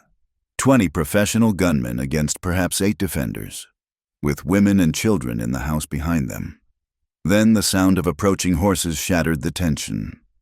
Sheriff Morrison appeared over the northern ridge, leading a group of at least 15 men, deputies, territorial rangers, and what appeared to be federal marshals. Behind them came another group Margaret recognized with amazement, neighboring ranchers who had suffered under the syndicate's pressure, men who had finally decided to make a stand. "Mr. Whitman," Sheriff Morrison called out as his men spread into a defensive line. "You and your associates are under arrest for conspiracy, extortion, and destruction of property." Whitman's face went white with rage. "You have no authority here. I am a legitimate businessman conducting legal transactions." "The territorial governor disagrees," Morrison replied calmly, "as does the federal judge who issued these warrants." He gestured to one of his men, who rode forward with official-looking documents. "You're wanted for questioning in connection with multiple crimes committed throughout Arizona territory." What followed was a tense standoff that could have erupted into violence at any moment. Whitman's men were outnumbered but well-armed and clearly desperate. The lawmen were determined but constrained by the need to take their quarry alive for questioning. It was Margaret who broke the impasse. "Mr. Whitman," she called out, still holding her shotgun steady. "You have a choice to make. You can surrender peacefully and face legal proceedings where you'll have access to lawyers and due process. Or you can start a gun battle that will end with most of your men dead and you facing charges of murdering law enforcement officers." She paused, letting the weight of that settle over the assembled men. "But let me be very clear about one thing," she continued, her voice carrying the authority of absolute conviction. "If you choose violence, if you threaten the children in this house or the families on this ranch, I will personally ensure that you don't live to see a courtroom." The threat, delivered by a schoolteacher in Calico, should have been laughable.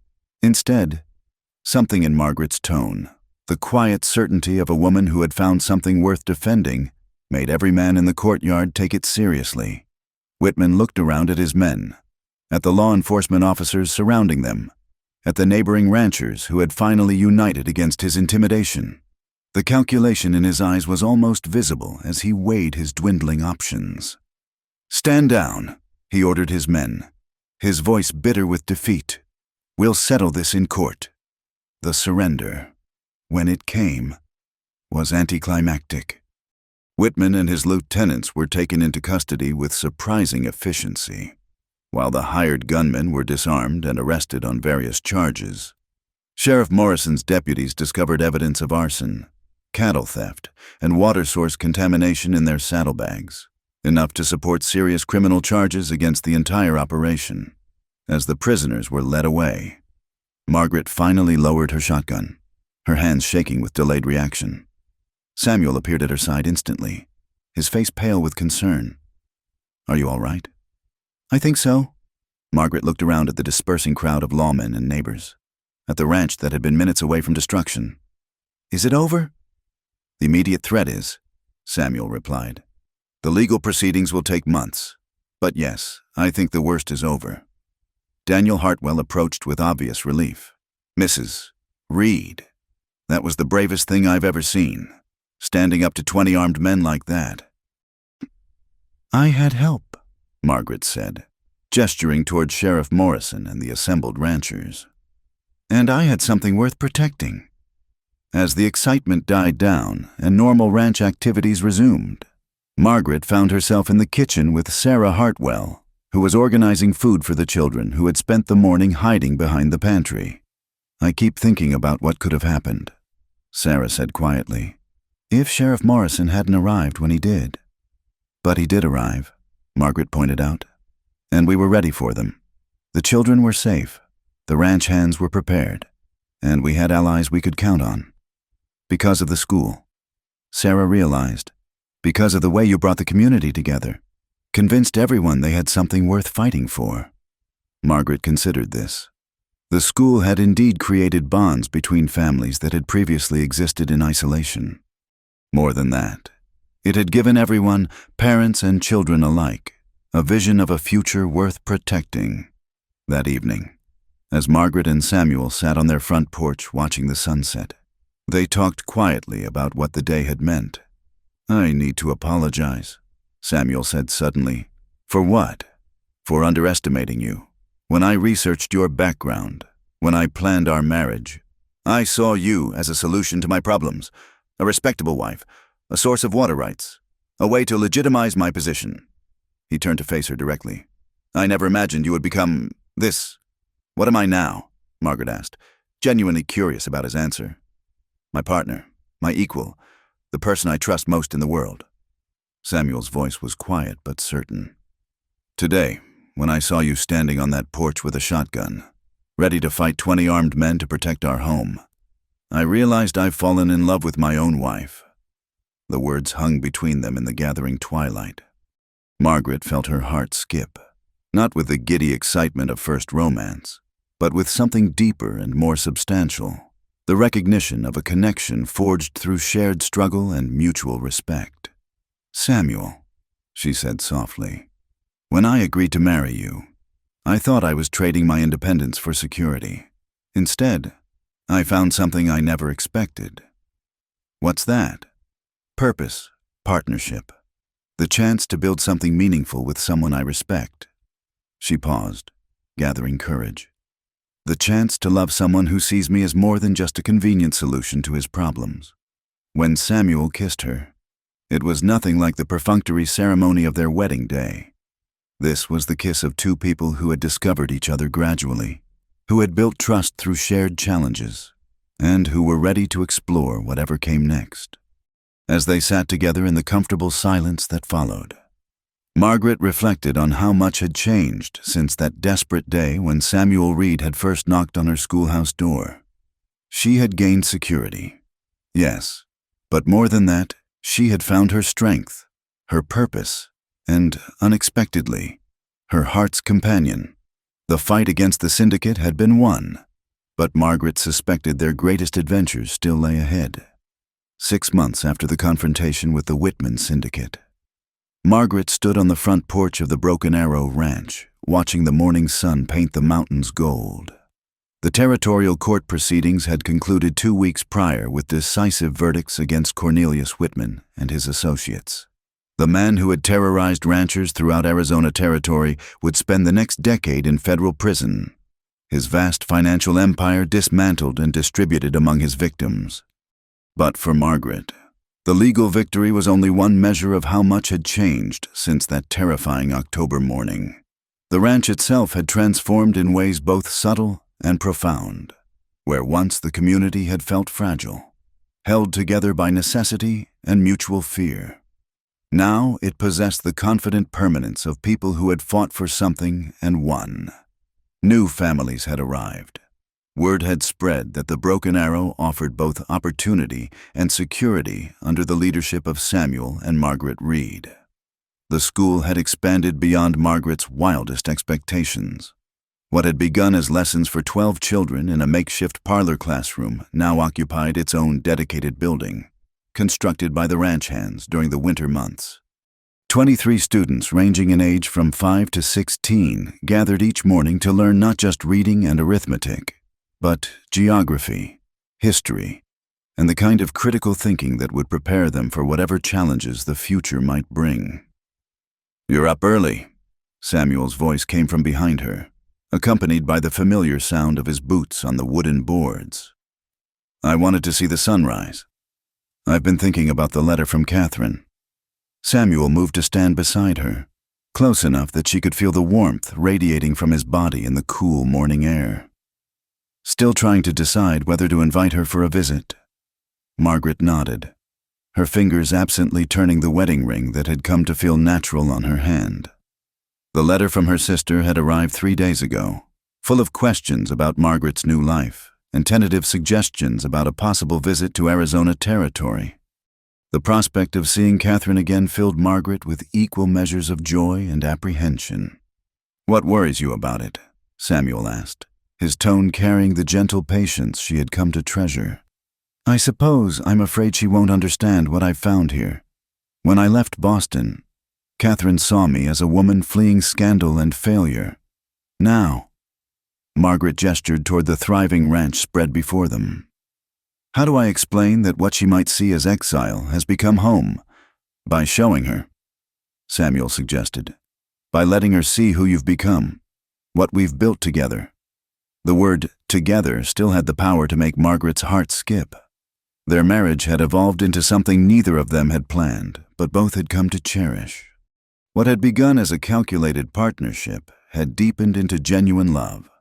Not the passionate, desperate romance of storybooks, but something more substantial: mutual respect, shared purpose, and the kind of quiet affection that grew stronger with each challenge overcome. "Samuel," Margaret said, turning to face him fully, "I need to tell you something."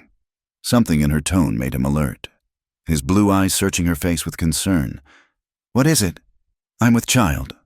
The words hung in the morning air like a promise. Samuel's expression shifted through surprise, wonder, and finally settled on a joy so pure it took Margaret's breath away. "Are you certain?" "Sarah helped me recognize the signs. She thinks I'm about 3 months along." Margaret paused, studying his face. "How do you feel about it?" Samuel was quiet for a long moment, his gaze moving from her face to the landscape beyond, then back again. "Terrified," he admitted, "and happier than I have any right to be." The honesty of his response was so characteristically Samuel that Margaret found herself laughing. "Only you would lead with terrified. I have good reason to be terrified." Samuel's voice carried echoes of old pain. "The last time I was going to be a father, this isn't the last time." Margaret interrupted gently. "This is now, with me, in a marriage built on honesty and partnership. Whatever challenges we face, we'll face them together." Samuel reached for her hands, his calloused fingers intertwining with hers. "A baby changes everything. Does it frighten you that much?" "It doesn't frighten me," Samuel said slowly. "It humbles me, the idea that we've created something together, that we're going to be responsible for raising a human being in this wild country." He shook his head in wonder. "It makes me want to be better than I am." "You're already better than you think you are," Margaret told him. "Look what you've built here. Look at the families who trust you, the community you've created. Any child would be fortunate to have you as a father." They stood together in comfortable silence, watching the ranch come alive with the beginning of another day. Daniel Hartwell emerged from the barn, leading a group of hands toward the northern pasture. Sarah appeared in the kitchen garden, checking on the vegetables that would soon need harvesting. Children's voices carried from the bunkhouse area where several families were beginning their morning routines. "We should tell Daniel and Sarah first," Margaret said eventually. "They've been like family to us." "Agreed. Though I suspect Sarah already knows. That woman has an uncanny ability to sense these things before anyone else, as if summoned by their conversation." Sarah Hartwell approached from the direction of the chicken coop, carrying a basket of fresh eggs. Her weathered face broke into a knowing smile as she climbed the porch steps. "Well," she said without preamble, "when are you planning to make the announcement?" Margaret and Samuel exchanged glances, both laughing at Sarah's directness. "How long have you known?" Margaret asked. "About 2 weeks. The way you've been avoiding coffee and turning green at the smell of bacon was a fairly strong indication." Sarah set down her basket and embraced Margaret warmly. "Congratulations. Dear, this baby is going to be very loved." Over the following weeks, news of the expected arrival spread through the ranch community with the gentle efficiency of good gossip. The response was overwhelmingly positive. Children asked excited questions about when they would have a new playmate. Parents offered advice and hand-me-down clothing. and the ranch hands began constructing a cradle with the concentrated attention usually reserved for fence mending and cattle management. Margaret found herself marveling at how naturally the community had embraced the news. In Boston, a pregnancy would have involved formal announcements, elaborate preparations, and considerable anxiety about social expectations. Here, it was simply another part of life's natural progression, to be celebrated and supported without pretense. The Territorial Board of Inquiry had officially commended Samuel and Margaret for their role in exposing the syndicate's illegal activities. More practically, the court had awarded them compensation for damages and legal fees, along with clear title to several additional water sources that Whitman had attempted to control through fraudulent means. "We could expand the ranch significantly," Samuel told Margaret one evening as they reviewed the legal documents. "Take on more families, increase the cattle herds, maybe even establish a proper town with a general store and post office. Or," Margaret suggested, "we could focus on making what we have even better. Improve the school, build better housing for the families, maybe establish some kind of lending library for the entire region." Samuel smiled at her priorities. "Always the teacher, always the teacher," Margaret agreed. "But now I'm thinking beyond just education.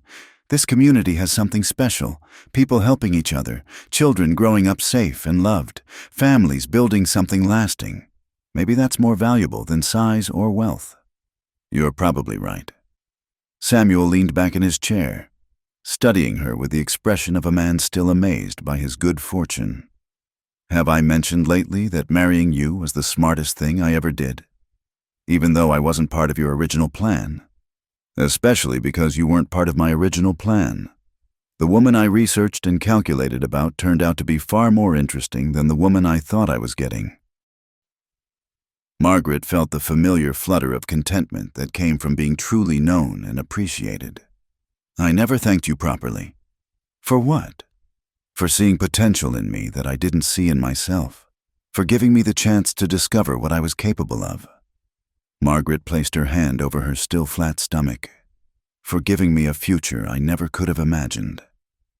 As autumn deepened into winter, Margaret found herself thinking often about the woman she'd been just 1 year earlier, desperate, isolated, facing an uncertain future with dwindling options. That woman could never have imagined standing in a thriving community, carrying the child of a man she loved, surrounded by people who valued her contributions and looked to her for leadership. The transformation hadn't been easy or straightforward. There had been moments of doubt, conflicts to resolve, and the gradual, sometimes painful work of building trust with a man who had married her for strategic rather than romantic reasons. But the result was something more solid and enduring than passion alone could have created.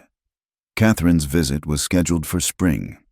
After the baby's birth, Margaret found herself eager to share this new life with her sister, to show her that exile could become homecoming, that what appeared to be defeat could transform into unexpected victory.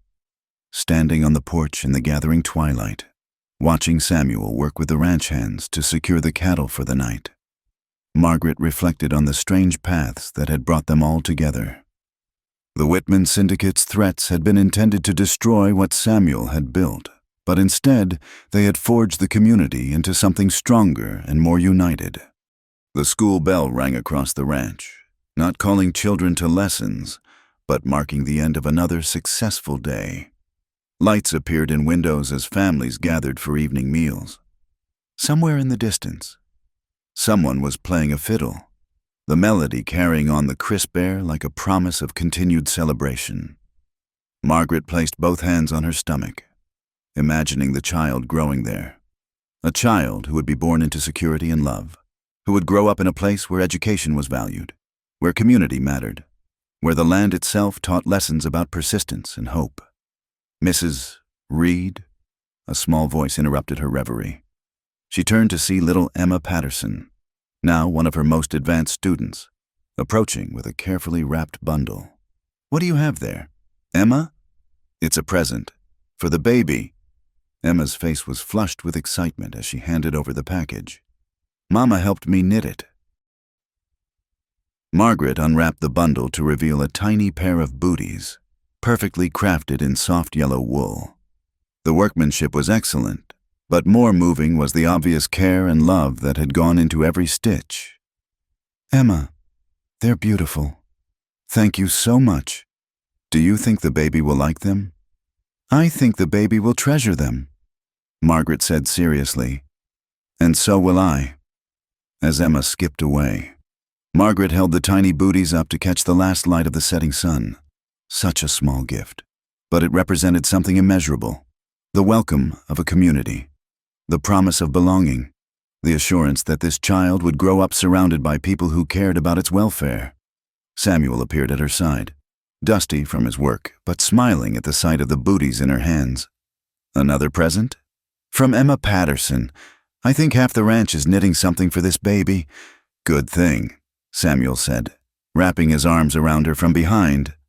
"This child is going to be the most well-equipped infant in Arizona territory." They stood together as full darkness settled over the ranch, watching the stars emerge in the clear desert sky. Tomorrow would bring new challenges, new opportunities, new reasons to be grateful for the unexpected paths that had brought them together. But tonight, Margaret was content to stand in the arms of her husband, surrounded by the community they had built together, carrying the promise of the future they would create for their child. The broken arrow of her past had become the foundation for everything she valued most, and that, she thought with deep satisfaction, was a far better ending than any she could have written for herself. Retry Claude can make mistakes. Please double-check responses. Research Sonnet 4.